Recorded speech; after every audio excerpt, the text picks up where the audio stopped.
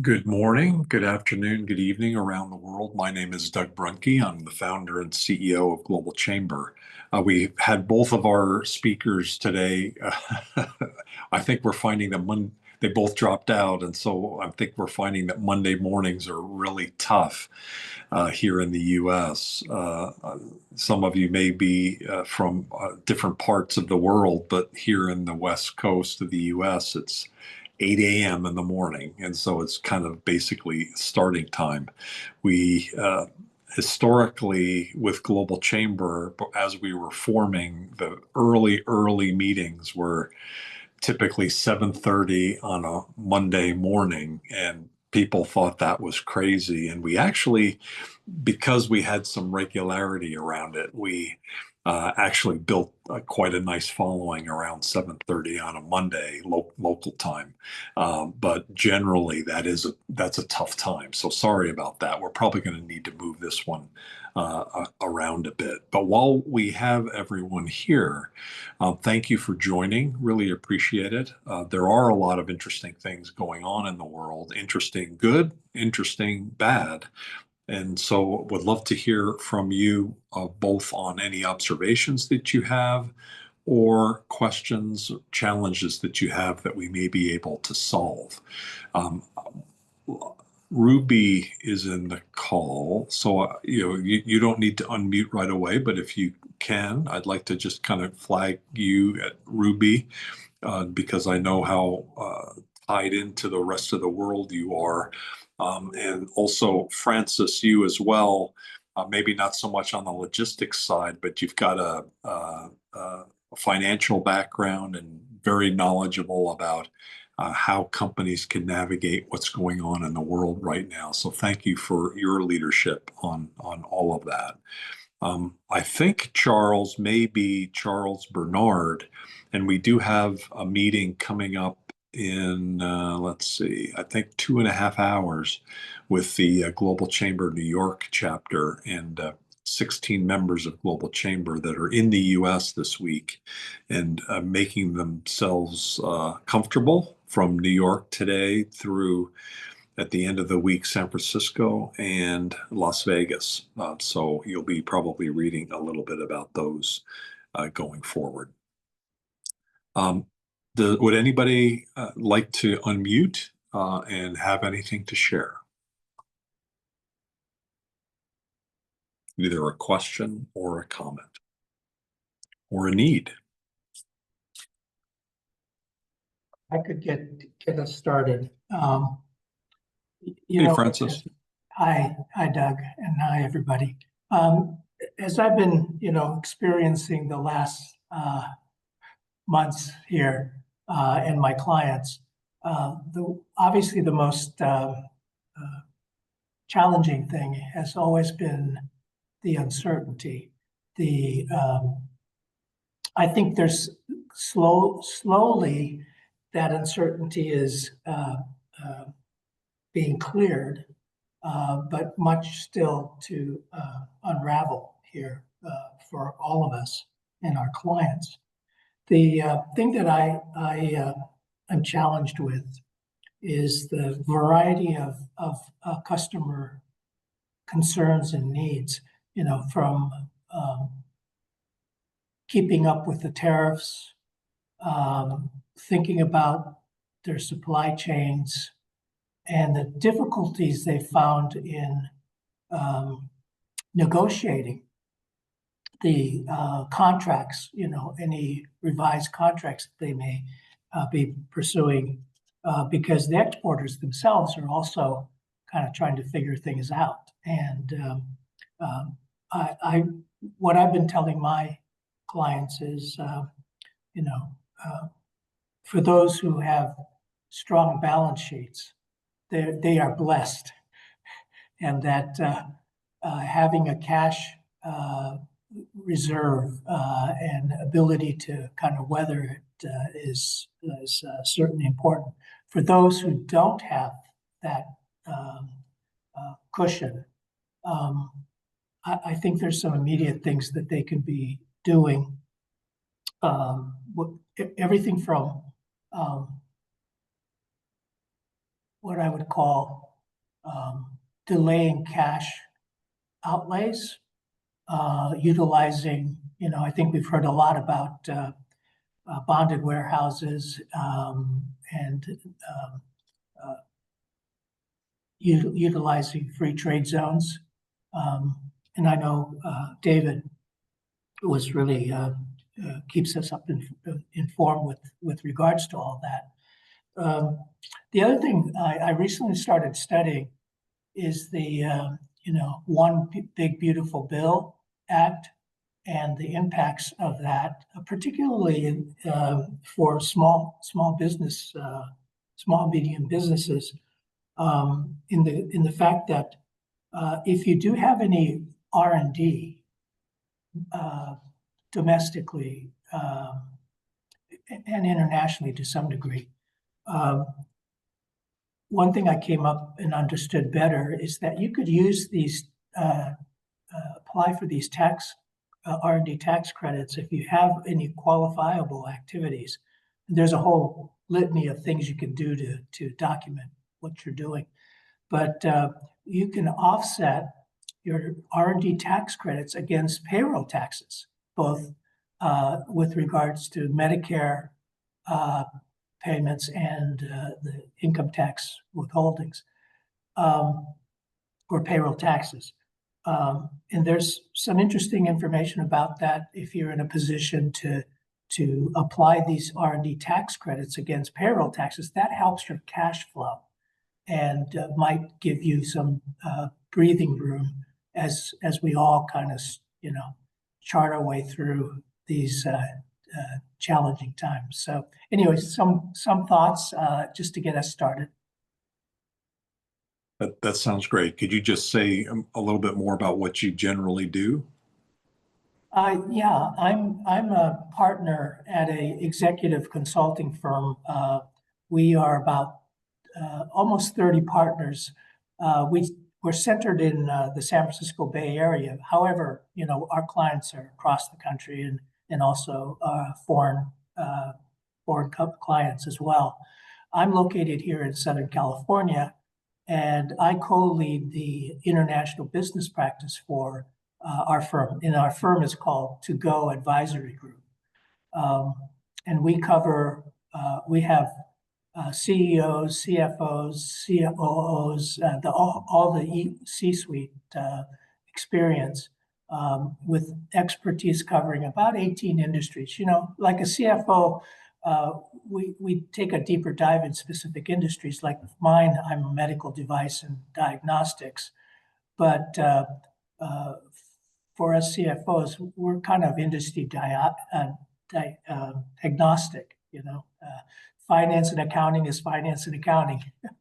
There are uniquenesses, obviously, to rules and regulations and operational aspects of a particular company. But that's what I do. I help. Okay.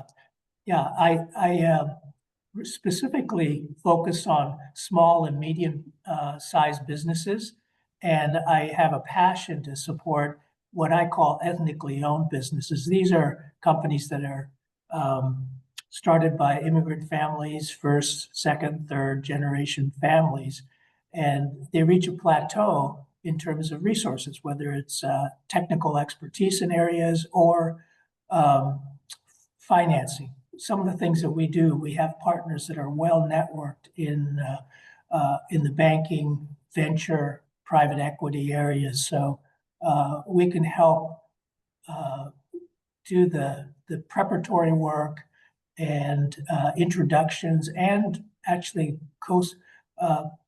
being a partner during the negotiations of fundraising, whether it's debt or equity. So okay. Do you know Yuko Tsuchida by any chance? She's in your... She in fact will be joining me at a event later this week. Okay. At the Asian Business Association. Yeah, Great. Yuko's great. Super. Thanks, Francis.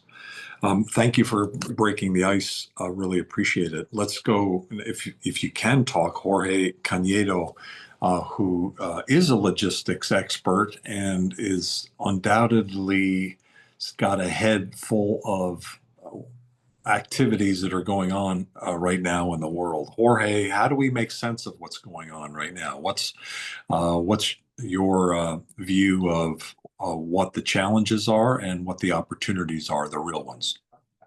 Hey guys, how are you? How's everybody? Good morning, good afternoon, good night for some of you. Well, as you have read for the last couple of months, things have been, I won't say chaotic, but they're changing. The global supply chains are readjusting. We are having a global logistics network redesign. This is not good or bad. It's basically we are shifting to a new way of doing business. That's it. So basically, we were very used to a global supply chain that was designed back like 20 years ago when China entered the WTO. Sorry, I was thinking Spanish. The WTO and became the factory of the world. So now we're looking at new regional clusters of countries starting to talk to each other and trying to work around better trade deals or new trade deals. For example, the European and Mexican free trade agreement is moving forward, the new version. So it's getting more digital, it's getting stronger. So a lot of things, a lot of good things are happening due to these changes. But at the end, because change is painful, we're feeling it. There are some companies, some customers back in Arizona that they're struggling to find new new sourcing points other than China. Vietnam is becoming a good option, but not but the new manufacturing sites are not getting ready as fast as they are required. Mexico is also a good option, but Mexico is not as fast or as flexible as it could be Vietnam or China. So we're feeling the pain. A lot of our automotive and aerospace customers are keeping it to minimum. They are not getting new contracts. They're just fulfilling the contracts they had established at the beginning of the year or maybe last year. So all orders are very slim. They are very kept at minimal so they can continue on working their operations. But at the end, the consensus is that when the dust settles in a couple of days, weeks maybe, um, everything could tend to be back to a new normal. At the end, I think COVID trained us to be more flexible than we were used to in logistics. So this is a new challenge, and we're gonna go through it. Big changes I've seen, and you need to keep your eyes on. I don't know if you read about the new tax, the new duty that is going to be imposed to Chinese car manufacturers in Mexico starting next year. So that's a huge game changer because at the end, Chinese brands entered the country like on 2023 or 2022. I don't remember, like 4 or 5 years ago, 4 years ago, sorry, 3 to 4 years ago. Uh, we had like 12 to 15 brands, and the one that we had a lot of them, but the brand that created more market share and had a well-established market in Mexico was BYD, which is the direct competitor for to Tesla. So these are the guys that are getting more impacted because they had sales points all over the country. So that their brand was growing a lot, but at the end, automotives is our major export. So importing Chinese cars and manufacturing GM Ford cars and exporting them into the US and the world did not make any sense.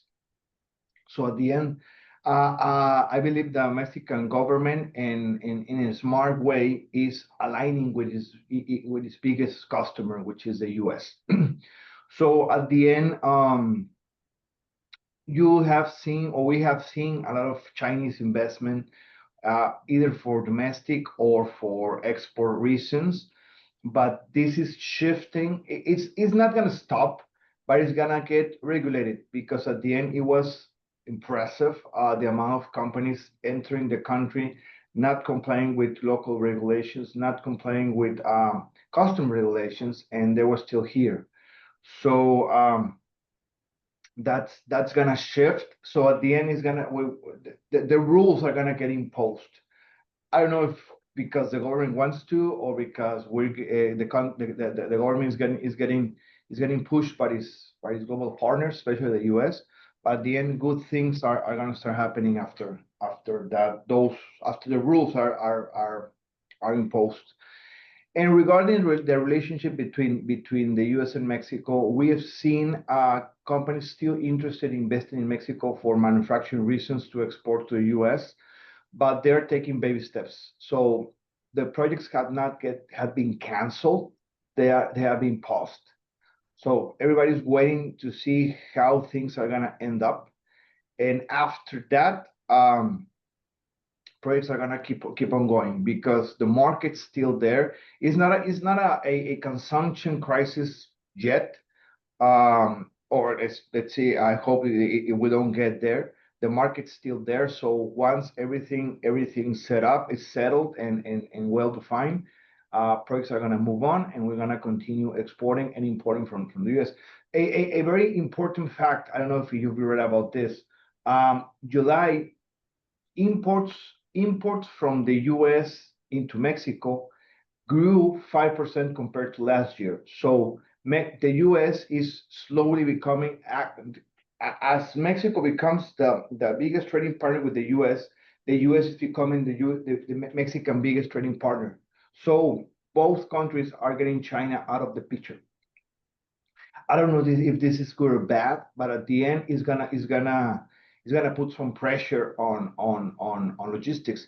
We are working on developing multimodal solutions because if we are gonna tend to move to a trade relationship as we had with China, we need to be ready to handle small parcels. We need to handle pallets, small shipments, not just full truckload dry vans. So that's gonna get really, really interesting in products moving back and forward, not just for automotive or aerospace manufacturing, but for general consumption. So we are looking at those changes. And at the end, our company has been hit by all these new regulations, these new duties. But what the feedback we get from our customers is not a market situation. They just want to have clarity on what is going to happen, what's going to be the new rules. And from there, they're gonna continue working and growing and investing and producing. So as I mentioned, it's not good or bad, it's just something new. And change is painful. So we just need to adapt. We need to have a very flexible mindset. If not, we're gonna get broken. That's the only thing I can put on today's session. You get broken. Broken in what way? What does that mean? Physically, financially, mentally. Got it. So are you saying that China is being eased out by Mexico as well, including the pressure that's being applied or will be applied on the tariffs coming into the U.S. for BYD and others? Yeah, well, basically, the official posture of the Mexican government is that they want to help our domestic industry, and that's part of the strategy. There was a new project called Hecho en Mexico, Made in Mexico, to push local consumption. But at the end, the industries are started with applying these new duties and tariff. Give us the sensation that it's more to be well aligned with the U.S. and the new USMCA trade renegotiation. But at the end, politically or trade wise, it makes sense to be more integrated. At the end, we make cars. At the end, that industry provides thousands and thousands of jobs in the country, not just for not just on the manufacturing side, but on the design, on the spare parts, on all these integrated supply chains we have in the country and we have in the region, including North America, the US and Canada. So it's gonna really help the economy because I understand, and this is gossip, that the other reason they're applying the 50% tariff is because BYD promised a plant back in Monterrey 2 years ago, I think. So they didn't move forward with the plant. So that was the reason they opened the market for them, because they were going to invest in Mexico. Now they're not investing, so they're closing the doors. But again, this is gossip. This is not something official. But at the end, the doors are getting closed and we're getting more integrated. So we're moving away from some Asian countries and we're getting closer to Europe and the US. Does anybody have any questions for Jorge, please? And while we're waiting for any questions, please feel free to unmute or raise your hand. Jorge, where are you based? What is your business? And what do you do on a day-to-day basis? Great guy. Thanks, Doc. Thanks, Doc. Well, so I'm in Hermosillo, Sonora right now. I'm in Mexico, but I move between Hermosillo and Phoenix, Arizona. Half of the month I'm in Phoenix, half of the month I'm in Hermosillo. I'm the CEO for a company called Compass 4PL. We're an integrated logistics provider for the industrial sector. What we do is we help manufacturing and industrial companies with their end-to-end supply chains. So we take care of inbound logistics for MRO, equipment, CapEx investments, all these kind of things. We also help companies to reach new markets, US companies to reach markets in Latin America, and Latin America companies to reach markets in the US. So we have our internal freight forwarding, customs brokerage, freight brokerage. We don't buy and sell freight, we provide logistics solutions, and we are very specialized on complex logistics projects. Sounds good. Did you see the event that we're doing on the 6th in Phoenix? Are you going to be up there for that? I'm gonna try to, yeah, because my schedule is full from next week all the way to mid-October, but I have it in my schedule. Okay. Yeah, the Consul General is joining, and so a variety of folks from the Mexico side. But then really the interesting part of it is, not that that's not interesting, it is very interesting, but the value part of how companies like yours can benefit are connecting with some of these companies coming in. So like this morning, our partner, one of our partners in Korea has 24 companies coming in, and they're going to be at the event. So, or at least they've been encouraged to come to the event. It's up to them to actually walk in the door, but the trade delegation is coming, and we've gotten feedback from a variety of other delegations from the UK, from Germany. The France one is an interesting one because they're going to be upstairs at the pub. We're going to be downstairs, and then we're going to go upstairs, and they have a after 5 reception with Global Chamber at the pub. So that'll be fun. So if you're going to come, definitely come in the evening too. For sure. So this is not the one on the Semicon. It's a different one. It is the Semicon West on the 6th is when we have our event, and Semicon West is the 7th through the 10th. So it's the day before Semicon. Okay, yeah, I'm gonna be there. Yeah, I have that confirmed. Yeah, I got mixed up with yeah. Very So cool. you can call me. So I've not been part of Semicon West before, but it's very clear that a lot of people come to it. And normally it's San Francisco, but this is the first time it's been in Phoenix. And the plan is every other year, or they've announced every other year it'll be in Phoenix, and then every other year in San Francisco still. That's cool. So, any other thoughts or questions, please? I think you are the logistics expert today, for sure, Jorge. So appreciate that.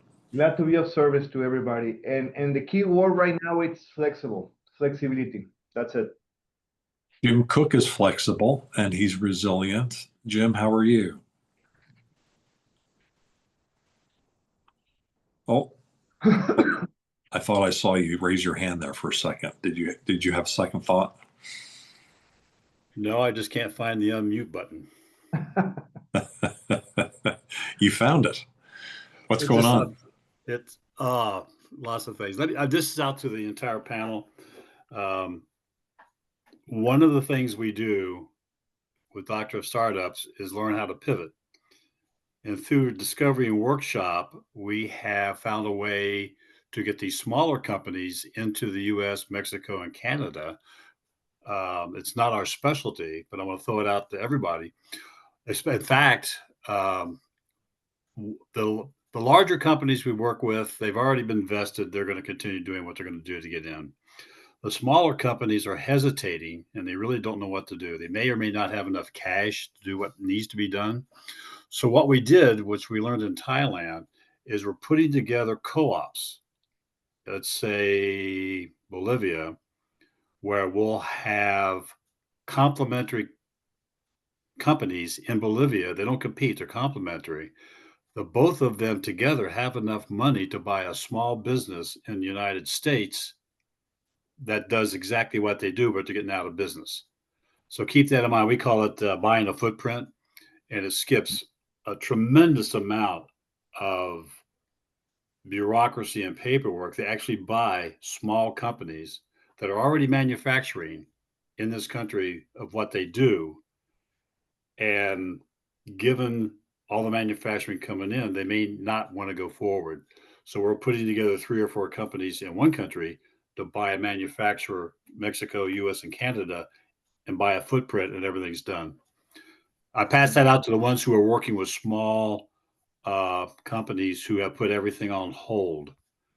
It might be an ability to put 2, we're working with 3 now on a co-op basis to bring them in. That's all I got. Very interesting. Thanks for the heads up on that. It is interesting. Does anybody else have anything to share?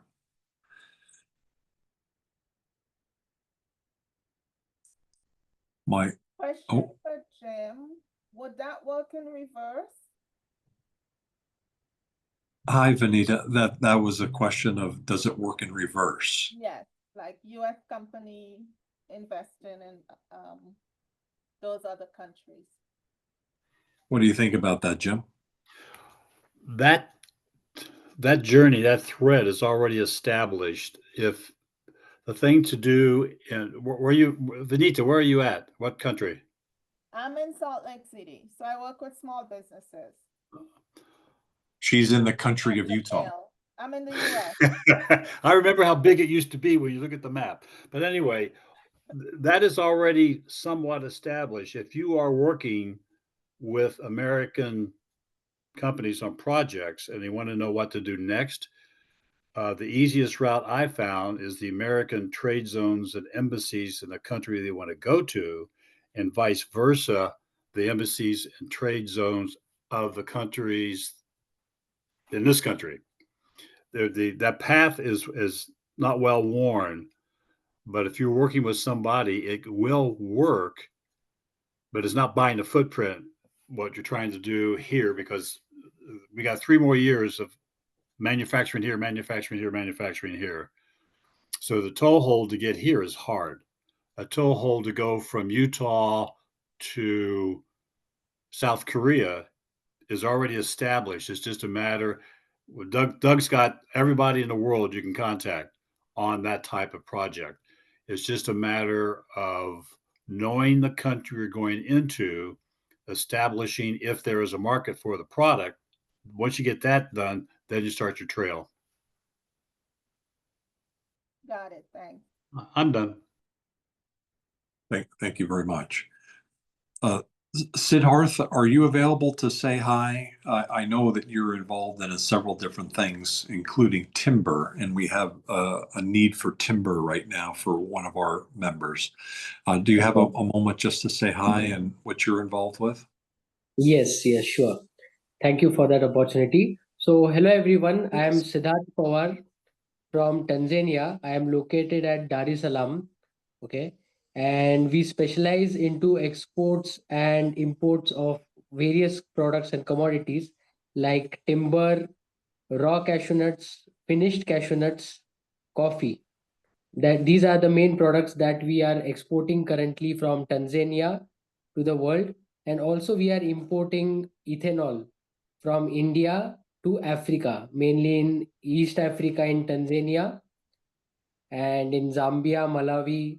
Also, as Mr. Jim Cook mentioned about various opportunities, here also in Tanzania there is lot of potential for growth. Okay, so there are a lot of investments that are coming from American, European companies into Africa for mining and agricultural exports. So if anyone is interested to explore on that opportunities also, we can connect on a one-to-one basis and explore. And Dog, you can let me know what is the exact requirement for timber, so we can line up accordingly. Okay, very good. Any comments you'd like to make on the logistics situation in Tanzania and the southern part of Africa? Is there anything unusual going on? Yes, so as far as the logistics part is concerned, right now I would like to share an example that happened last year and also which is going to repeat the similar in this year as well. The main port of exports for from Tanzania and to Tanzania or anywhere in the East Africa is Dar es Salaam in Tanzania and Mombasa in Kenya. So these are the two main ports for the entry points in entire East African countries. So whatever exports or imports were happening through Dar es Salaam, which is the considered as the main port of Tanzania, uh, almost 100% of the raw cashew nut shipments that will be happening now is being diverted through the southern part of Tanzania, that is Mtwara port. And because there was lot of congestion going on because of huge volumes coming in the season at the time of raw cashew nuts as well as coal exports. So they have decided to, increase the number of ports also in Tanzania and shift the load from the main port, which is Dar es Salaam, to the newer developing ports like Mtwara. So this is the situation currently in Tanzania. Very good. Jorge, do you keep up on that side of the world? And I know there's been a lot of activity, with the Panama Canal and other shipping lanes. I think most of the wartime activity is at least steady state. When you look at the kind of the world right now, are there some warning signs or some things that are unusual that you're seeing? Oh yeah, everything is interconnected, especially cargo coming from South Asia, and now that India is getting a bigger market share in some industries, that is affecting transit times, especially costs. For example, the all the drought problems that were in Panama a couple of years ago looks like they're gone, but still it's a every year on, let's say, potential problem. And all the safety crises in the canals between Africa and Europe, and all the safety problems in the south of Asia are making transit times longer. So going back to customers, we need to advise them that what they were used to when working on their projects, they need to readapt and update their transit times. For example, a lot of products, tools, and equipment for mining comes from Australia, which basically uses those trade lanes. So the transit time from any port in Australia into Mexico went up from 2.5 months to 4 months.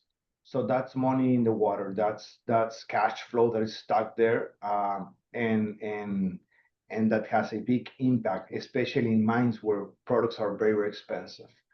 So small changes like this have a ripple effect on the whole supply chain. And now that the world's more interconnected, especially in certain industries, for sure, it's a big problem. Interesting. Had not heard of that. Thank you. Any other comments? Anybody else have something they'd like to share here on a Monday morning here in North America? Otherwise, we'll wrap up a little bit early. Anybody have anything to announce? Any events coming up? Any urgent needs that you have? Something that you need for your business? Anything else you'd like to share before we close? Doug, Siddharth here. I had a request. Yes, Siddharth. Yes, actually, the trades that I have worked till now were on, like cash and carry basis. Right now, I am having some clients from India, okay, who are ready to place big orders with me, like 1,000 tons of raw cashew nuts, and they are giving me SBLC or Usan's LC, okay. But I want immediate cash to buy the goods from here because these are all big transactions. Okay. So is there any way you have or anyone who is in the expert into finance who can, discount these LCs so that I can use that funds to procure the raw material for my clients from India and Vietnam? Anybody have any thoughts on that?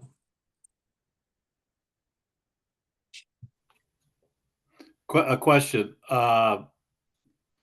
There is a subset in the Bitcoin world called a stable coin, where the money might be trapped, like in China, Vietnam, Afghanistan, where they can't get it out. A stable coin has, I'm not sure about Tanzania, but a stable coin certainly is in India, where they have a country, they have a business established in Tanzania and a business established in India. They skip the banks altogether. So you've got the ability to go to business, and it comes back to you, business to business, and skips the loggerhead of trying to get it done through the banks. So I would look to see if there is a stable coin with a quote, what they call a business in Tanzania. That might offer an alternative means of moving money quickly and not necessarily under the radar, but you can skip all the major banks and wiring and all that. I'm done. Yeah, Jim, that's a good thought. But the thing in India, the customs of India requires the BRC, that is Bank Realization Certificate. Without that, they will not custom clear the goods in India. They need the transaction to be routed only through bank. This is the catch. That's a regulation. That's up to you. I would still research it. All right, Yeah. you've got nothing to lose to see if that is an option that's not been addressed by your company. I am looking for such options also. Example, right now, if my client is from India, he can give that LC to, example, your company in the US. Okay. You can discount it or you can do whatever you want. You can send the funds to Tanzania. I can procure the goods and I can send it to India. And whatever the charges are, I am ready to pay. Unless and until it works out in the costings. Well, the first step will be, is their ability through Bitcoin and stablecoin to have that done. That's all. What the country coming in doesn't make any difference to you. Appreciate you guys. Good conversation, perhaps taken offline. Thank you very much. And Siddharth, looking forward to. Do you know Nima, right? How close do you know Nima? Are you in Yes, I Dar es know. Salaam? Nima from Dar es Salaam, right? Yes. Yes, he's the one who have introduced me to GC. Fantastic. Okay, just wanted to make sure. So looking forward to understanding more. I think you've got some interesting products. I think that might be the end of our conversation here today.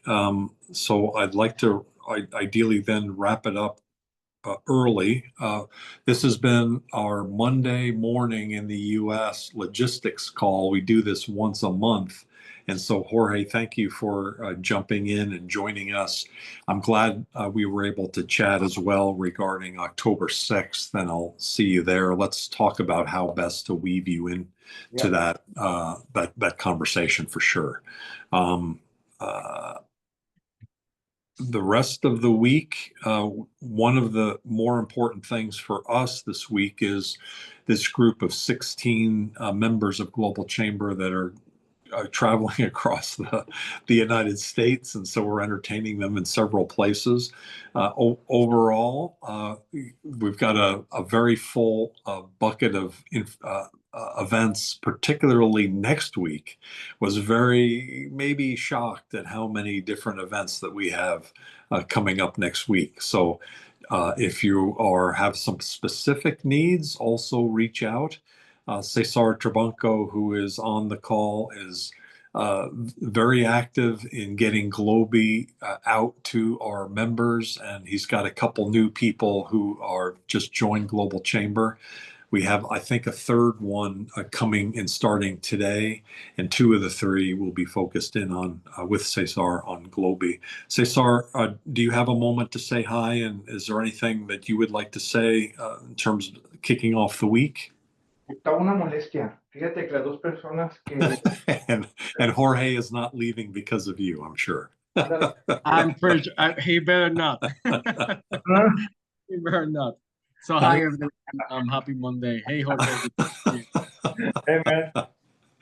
So yeah, no, very busy weeks ahead. I got myself tied to a couple of those events next week, and those are like we have the Miami, the Caribbean call, so those are happening quarterly. So it's gonna be a busy month for me because I'm still catching up on lots of stuff.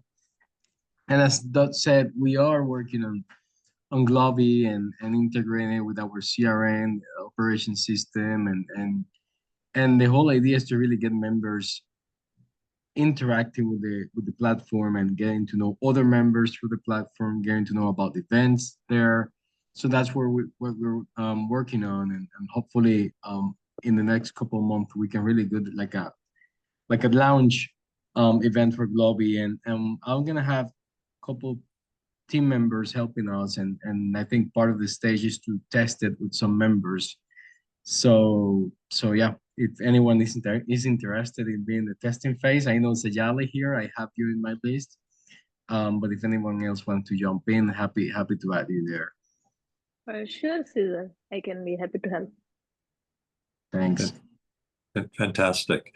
Josie, we've got a couple different events coming up in Canada, one in Vancouver, pretty far from you in Montreal, but in Vancouver on October 5th. It's a real estate event based on some of the things that you may have seen every week. We now do a global real estate event on Wednesdays, and it's all kind of coming together with a technology platform. And so we're going to be announcing some things at a smaller, I think 80 to 100 person event in Vancouver, but some kind of movers and shakers. And then we've got an event coming up in Toronto, which hasn't been set yet, but it looks like the second half of October. So that also is kind of far from you in Montreal, but not too far. A little bit better than Vancouver, a lot better than Vancouver. Sayali, thank you for your activities, and looking forward to finding more for you, particularly around things that will provide more productivity improvement for folks. And I think that's it. Thanks, everybody. Thanks. Have a great rest of your Monday, and have a great week. Take care, everyone. Cheers. Cheers. Thanks, Jorge. Talk soon. Thank you so much. Take care.